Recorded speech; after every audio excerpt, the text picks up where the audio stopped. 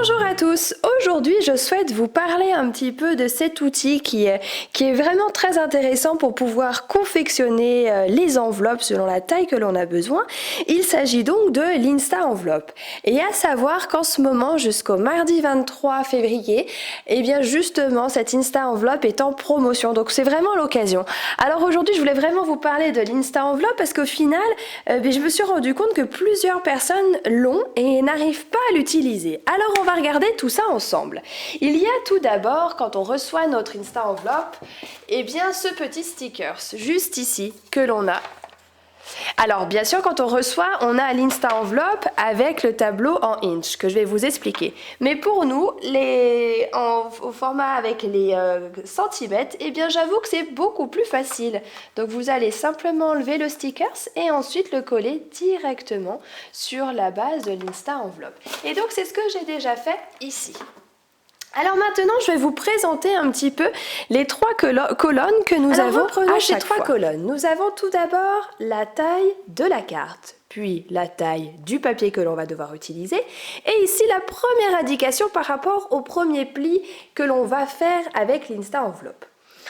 Alors, on va partir d'un exemple d'une carte que j'ai l'habitude de confectionner, je ne sais pas vous, mais c'est vrai que c'est souvent le 10,5 par 14,85. C'est finalement la moitié du A4. Alors dans ce cas-là, on va regarder justement ces indications que nous avons dans le tableau. Alors ici, la taille de la carte, puisqu'on part du coup de ce format-là, 10,5 par 14,85, je vais trouver ici un 10,5 par 14,8. Mais pour ma part, je trouve que ça va être un petit peu trop petit forcément. Donc je vais partir d'une taille un petit peu plus grande, comme le 11,4 par 15,2. À partir de là, il va falloir que je découpe un papier de 21,6 par 21,6. J'ai la dernière indication qui est ce 9,5, ce qu'on appelle le scoreline. Maintenant, on va reprendre la partie supérieure de notre Insta Enveloppe, avec ici les indications en inch, mais nous on va simplement travailler en centimètres. Donc notre indication tout à l'heure était le scoreline qui était à 9,5. Donc on va positionner notre papier que j'ai déjà préalablement découpé bien à plat ici et je vais me mettre à 9,5. Je vais maintenant récupérer mon petit plioir juste ici dans l'Insta Enveloppe. Donc j'ai la pointe de mon papier à 9,5. Je vais simplement perforer ici et je vais ensuite me mettre bien dans le rebord ici afin de former mon pli. J'ai mon pli qui est juste ici que je vais cette fois-ci positionner vraiment ce pli vers ce petit guide, le score guide. Alors je vais mettre toujours bien au fond et là mon pli est justement sous ce petit repère. À partir de là, je perfore et de même je vais de nouveau faire un petit pli juste ici. Vous voyez, vous avez la rainure ici qui vous aide. Je vais faire encore une fois la même chose. J'ai mon pli là que je positionne donc bien au fond ma feuille au niveau de l'Insta Enveloppe, je perfore, puis je vais de nouveau former ce pli et je vais le faire une dernière fois pour finaliser mon enveloppe. Et voilà, mon enveloppe est déjà faite. J'ai simplement plus qu'à plier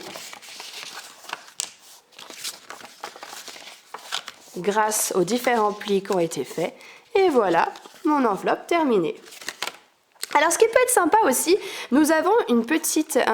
Hop, regardez. Ce que nous avons ici, c'est vraiment pratique, ça va permettre d'arrondir les angles de notre enveloppe.